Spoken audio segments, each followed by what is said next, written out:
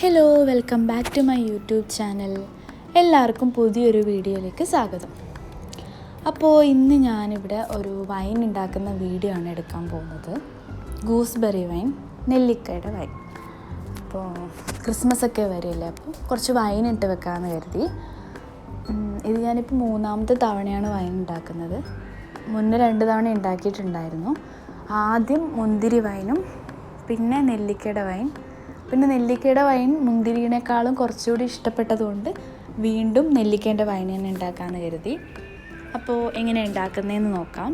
അതിനായിട്ട് ഞാനിവിടെ വലിയൊരു ബോട്ടിലെടുത്തിട്ടുണ്ട്. ഗ്ലാസിൻ്റെ ട്രാൻസ്പാരൻറ്റ് ബോട്ടിലെടുത്തിട്ടുണ്ട്. എയർ ടൈറ്റ് ആയിട്ടുള്ളൊരു ബോട്ടിലാണ്. പിന്നെ ഒരു 1-1.25 കിലോളം വരുന്ന നെല്ലിക്ക എടുത്തിട്ടുണ്ട്. അത് നല്ലതായിട്ട് കഴുകി വൃത്തിയാക്കി വെള്ളമൊക്കെ കളഞ്ഞിട്ട് എടുത്തു വെച്ചതാണ്. പിന്നെ ഒരു 750ഓളം വെല്ലം എടുത്തിട്ടുണ്ട്. ഞങ്ങൾക്ക് നല്ല കറുത്ത വെല്ലം കിട്ടിയിട്ടില്ല, കുറച്ചൊരു വൈറ്റ് വെല്ലമാണ് കിട്ടിയിട്ടുള്ളത്. കളറ് കുറച്ച് കുറഞ്ഞ വെല്ലം എടുത്തിട്ടുണ്ട്. പിന്നെ ഗോതമ്പ്, പട്ട, ഏലക്ക, ഗ്രാമ്പൂ, ജീരകം, ഇതെല്ലാം കുറച്ച് ഈ വീഡിയോയിൽ കാണുന്നത് പോലെ കുറച്ചൊരു 5-8 എണ്ണം 10 എണ്ണം അങ്ങനെ എണ്ണി എടുത്തിട്ടുണ്ട്. പിന്നെ ഗോതമ്പ് കുറച്ചൊരു പിടി എടുത്തിട്ടുണ്ട്. അപ്പോൾ ഇതെല്ലാം എടുത്ത് മാറ്റി വെക്കാം. ഇനി ഈ നെല്ലിക്ക ഇങ്ങനെ എടുത്തപ്പോഴാണ് ഓർത്തത് ഇത് കുറച്ച് കട്ട് ചെയ്തിട്ട് ഇടാം. അങ്ങനെ ആകുമ്പോൾ കുറച്ചുകൂടി നമുക്ക് ഇതിലേക്ക് പിടിച്ച് കിട്ടുമല്ലോ, എന്താ പറയുക, കുറച്ചുകൂടി ജ്യൂസ് പെട്ടെന്ന് ഇറങ്ങി കിട്ടുമല്ലോ എന്ന് കരുതിയിട്ട് ഞങ്ങളത് കട്ട് ചെയ്തിട്ട് എടുത്തിട്ടുണ്ട്. ചെറിയ കഷ്ണങ്ങളായിട്ട്, ഒത്തിരി ചെറുതുമല്ല. സീഡൊന്നും കളഞ്ഞിട്ടൊന്നുമില്ല. സീഡൊക്കെ അതിൽ തന്നെ നമ്മൾ വെച്ചിട്ടുണ്ട്. അപ്പോൾ അങ്ങനെ എടുത്തിട്ടുണ്ട്. ഇനി നമുക്കിത് ലെയറായിട്ട് ഇടുകയാണ് വേണ്ടത്. അധികം എന്താ പറയുക, വെള്ളമൊന്നും ചേർക്കാതെയാണ് ഉണ്ടാക്കാമെന്ന് കരുതുന്നത്. പക്ഷേ വെള്ളം ചേർക്കും, ഒത്തിരി ഒന്നും ചേർക്കുന്നില്ല. ആ ബോട്ടിൽ നിറയൊന്നും ചേർക്കുന്നില്ല. അപ്പോൾ കുറച്ച് നമ്മൾ ആദ്യം നെല്ലിക്ക, പിന്നെ വെല്ലം, അങ്ങനെ ലെയർ ചെയ്തിട്ട് ഇടുകയാണ് വേണ്ടത്. പിന്നെ ഞാൻ ആദ്യം വൈൻ ഉണ്ടാക്കുന്ന ടൈമിൽ വെല്ലത്തിന് പകരം ഷുഗറായിരുന്നു എടുത്തിട്ടുണ്ടായിരുന്നത്. അപ്പോൾ ഷുഗർ ആഡ് ചെയ്ത ടൈം എന്താ പറയുക, നമുക്ക് കുറച്ചുകൂടി മധുരം കൂടി നിൽക്കുന്ന രീതിയിലാണ് കിട്ടിയത്. അപ്പോൾ എനിക്കത് അത്ര ഇഷ്ടപ്പെട്ടിട്ടുണ്ടായിരുന്നു. നമ്മൾ സാധാ ജ്യൂസൊക്കെ കുടിക്കുന്ന ആ ഒരു ഫീലേ പിന്നെ ഉണ്ടായിട്ടുള്ളൂ. അപ്പോൾ രണ്ടാമത് ഇതുപോലെ നെല്ലിക്ക ടൈമിൽ വെള്ളം എടുത്തു നോക്കി. വെള്ളം എടുത്തപ്പം അധികം മധുരമൊന്നുമില്ല. നല്ല എന്താ പറയുക, വൈനാണോ അരിഷ്ടമാണോ എന്നറിയാത്ത ഒരു രീതിയിലാണ് കിട്ടിയത്. നമുക്ക് ആ അരിഷ്ടത്തിൻ്റെയൊക്കെ ഒരു സ്മെല്ലും കുറച്ച് അതിൻ്റെയൊക്കെ ടേസ്റ്റോട് സാമ്യമൊക്കെ ഉള്ള ആ ഒരു ഇതാണ് കിട്ടുക. എന്തായാലും എനിക്ക് മറ്റേ മുന്തിരി ഇട്ടതിനേക്കാളും ഗൂസ്ബെറിയാണ് കുറച്ചുകൂടി നന്നായിട്ട് ഇഷ്ടപ്പെട്ടത്. അതുകൊണ്ടാണ് ഇത്തവണയും നമ്മൾ അത് തന്നെ എടുത്തത്.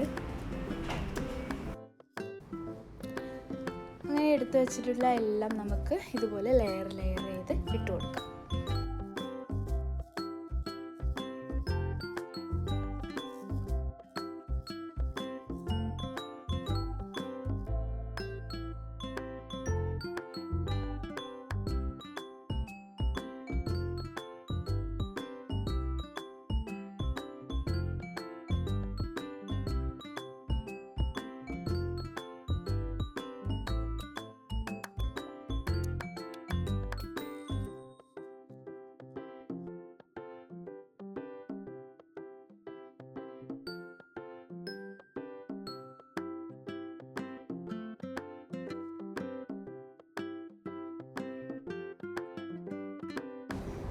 ഇനി അതിലേക്ക് നമ്മൾ ഗോതമ്പും ഗ്രാമ്പും പട്ടയും ഏലക്കായും ജീരകമൊക്കെ ആഡ് ചെയ്ത് കൊടുക്കുന്നുണ്ട്. ഇങ്ങനെ ആഡ് ചെയ്തുകൊണ്ടിരിക്കുമ്പോഴാണ് ഒരു സാധനം മിസ്സായിട്ടുണ്ടെന്ന് ഓർത്തത്. കുരുമുളകും കൂടി നമുക്ക് കുറച്ച് ആഡ് ചെയ്ത് കൊടുക്കണം. അപ്പോൾ നാട്ടിൽ നിന്ന് കൊണ്ടുവന്നിട്ടുള്ള നല്ല ഉണക്കിയ കുരുമുളക് ഉണ്ടായിരുന്നു. അപ്പോൾ അതുകൂടി ഒരു 10-25 കുരുമുളകോളം വരും. അപ്പോൾ അതുകൂടി ഞാൻ എടുത്തിട്ട് ഇതിലേക്ക് ആഡ് ചെയ്ത് കൊടുക്കുന്നുണ്ട്. പിന്നെ ഇത്തവണ ഞങ്ങൾ ഇട്ടപ്പോൾ ഒരു അബദ്ധം പറ്റിയെന്ന് പറയുന്നത്, നമ്മുടെ ഈ ഗോതമ്പ് കഴിഞ്ഞ തവണയൊക്കെ ഇട്ടപ്പോൾ ഒരു കിഴി കെട്ടിപ്പോലെ ഒരു തുണിയിൽ കുറച്ചിട്ടിട്ട് കിഴി പോലെയാക്കിയിട്ട് അതിലേക്ക് ഇറക്കി വെക്കുകയായിരുന്നു ചെയ്തിട്ടുണ്ടായിരുന്നത്. പക്ഷേ ഇത്തവണ ഞങ്ങൾ അങ്ങനെ ഇട്ടിട്ടുണ്ട്. അത് കുറച്ച് ശ്രദ്ധിക്കാവുന്നത് നല്ലതായിരിക്കും. കാരണം നമുക്ക് അതിനകത്തൊരു എന്താ പറയുക, 100 പോലെ ഇങ്ങനെ ഊറി കിട്ടാൻ കുറച്ചൊരു ഇതുണ്ടാവും. അപ്പോൾ ഇതിങ്ങനെ ഇടുന്നതിനേക്കാളും കുറച്ച് ദിവസം വെച്ചാൽ അതിൻ്റെ കുഴപ്പമില്ല. പക്ഷേ എന്നാലും പെട്ടെന്ന് എടുക്കണമെന്നുണ്ടെങ്കിൽ എന്താ പറയുക, ഊറ്റിയിട്ട് അപ്പം തന്നെ എടുക്കണമെന്നുണ്ടെങ്കിൽ എനിക്ക് തോന്നുന്നു കിഴി കെട്ടിയിടുന്നതായിരിക്കും കുറച്ചുകൂടി നല്ലത്. പിന്നെ ഞാൻ അവിടെ ഒരു 1/2 ടീസ്പൂണോളം ഈസ്റ്റ് കൂടി ആഡ് ചെയ്ത് കൊടുത്തിട്ടുണ്ടായിരുന്നു. ഇനി അതിലേക്ക് ഒരു ലിറ്റർ കറക്റ്റില്ല, 950 അത്രയൊക്കെ വരുന്ന ആ ഒരു ബോട്ടിലിൽ വെള്ളവും ആഡ് ചെയ്ത് കൊടുത്തിട്ടുണ്ടായിരുന്നു. സാധാ നമ്മുടെ നോർമൽ വാട്ടർ, ചൂടുവെള്ളമല്ല തണുത്ത വെള്ളമല്ല, സാധാ നോർമൽ ടെമ്പറേച്ചറിലുള്ള വാട്ടറും കൂടി ആഡ് ചെയ്ത് കൊടുത്തിട്ടുണ്ട്. പക്ഷെ ഞാൻ തിളപ്പിച്ച് ആറ്റിയ വെള്ളമാണ് എടുത്തത്, പച്ചവെള്ളം അല്ല എടുത്തത്. നമ്മൾ എന്താ പറയുക, തിളപ്പിച്ചിട്ട് നന്നായിട്ട് നോർമൽ ടെമ്പറേച്ചറിൽ വന്ന വാട്ടറാണ് അതിലേക്ക് എടുത്തത്. ഇനി നമുക്ക് ഇതെല്ലാം കൂടി ഒന്ന് മിക്സ് ചെയ്തിട്ട് ഞാനൊന്ന് ഷെയ്ക്ക് ചെയ്ത് കൊടുക്കുന്നുണ്ട്. എന്താ പറയുക, അത് ആ ഒരു നെല്ലിക്കയൊക്കെ ഒന്ന് മുങ്ങിക്കിടക്കുന്ന രീതിയിൽ, എന്നാൽ ഒത്തിരി വെള്ളമില്ല എന്തായാലും ആ ഒരു ലെവലിലാണ് ഞാൻ ഈ കാണുന്നത് പോലെ വെള്ളം ഒഴിച്ചു കൊടുത്തിട്ടുള്ളത്. ചിലരൊന്നും ഇതിലൊട്ടും വെള്ളം ആഡ് ചെയ്യേയില്ല. പക്ഷേ ഇങ്ങനെ തീരെ കിട്ടാതെ ആയാലോ എന്ന് കരുതിയിട്ട് ഞങ്ങൾ കുറച്ചുകൂടി വെള്ളം ചേർത്ത് കൊടുക്കുന്നുണ്ട്. എന്നാൽ നിറച്ചൊന്നും ഇല്ലാതെ. ഇനി ഞാൻ ഇതിൻ്റെ വാഷർ റിമൂവ് ചെയ്ത് കൊടുത്തിട്ടുണ്ട്. അത്രയും എയർ ടൈറ്റായിട്ട് നമുക്ക് കിട്ടേണ്ട ആവശ്യമില്ല. അപ്പോൾ അതിൻ്റെ വാഷർ റിമൂവ് ചെയ്തിട്ട് ഒരു ക്ലോത്ത് വെച്ച് കെട്ടിയിട്ട് പിന്നെ ഞാൻ അടച്ചിട്ടാണ് എടുത്ത് വെക്കുന്നത്. നന്നായിട്ട് സെക്യൂർ ചെയ്യണം.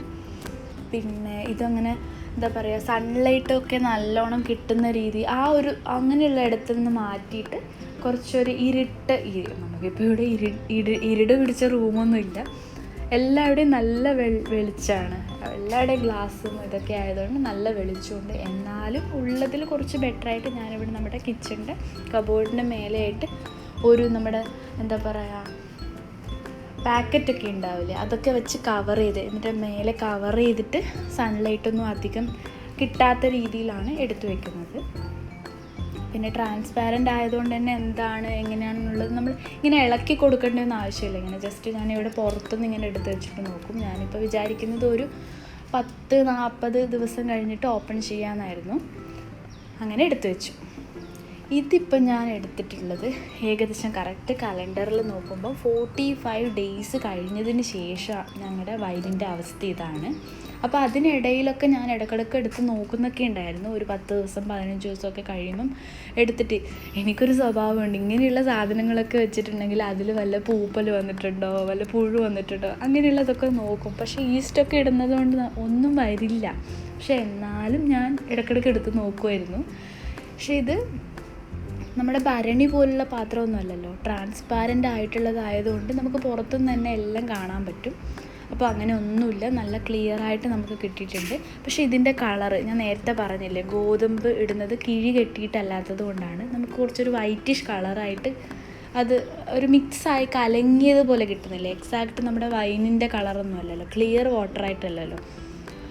അപ്പോൾ അതിൻ്റെ ഒരു മിസ്റ്റേക്കായിട്ടാണ് എനിക്ക് തോന്നിയത്. കാരണം ലാസ്റ്റ് ടൈം ഇട്ടപ്പോൾ ക്ലിയർ ആയിട്ടുള്ളതായിരുന്നു കിട്ടിയിട്ടുള്ളത്. ഇനി ഞാൻ ഈ നെല്ലിക്കയൊക്കെ കളഞ്ഞിട്ട് ഈ വെള്ളമൊക്കെ അതിൻ്റെ ജ്യൂസ് മാത്രം ഒരു അരിപ്പയിൽ അരിച്ചിട്ട് എടുക്കുന്നുണ്ട്. ഇത് നമുക്കിപ്പോൾ യൂസ് ചെയ്യാൻ പറ്റില്ല, ഇനിയും കുറച്ച് 2 ദിവസം കൂടി വെച്ചിട്ട് എടുക്കാമെന്നാണ് കരുതിയത്. ഞാനിങ്ങനെ ഇത്രയാണ് നമുക്ക് കിട്ടിയിട്ടുള്ളത്. അതിവിടെ ഉണ്ടായിരുന്ന ഒരു ബോട്ടിൽ ഞാനതെടുത്ത് മാറ്റിയിട്ടുണ്ടായിരുന്നു, നമുക്ക് പെട്ടെന്ന് യൂസ് ചെയ്യാൻ. അതിൻ്റെ അടിഭാഗത്ത് നമുക്ക് കാണാം ഒരു വൈറ്റ് ലെയർ ഇങ്ങനെ കിട്ടിയിട്ടുള്ളത്. അത് ഗോതമ്പിൻ്റെ അത് സെറ്റിൽ ചെയ്ത് ഇങ്ങനെ നിൽക്കുന്നതാണ്.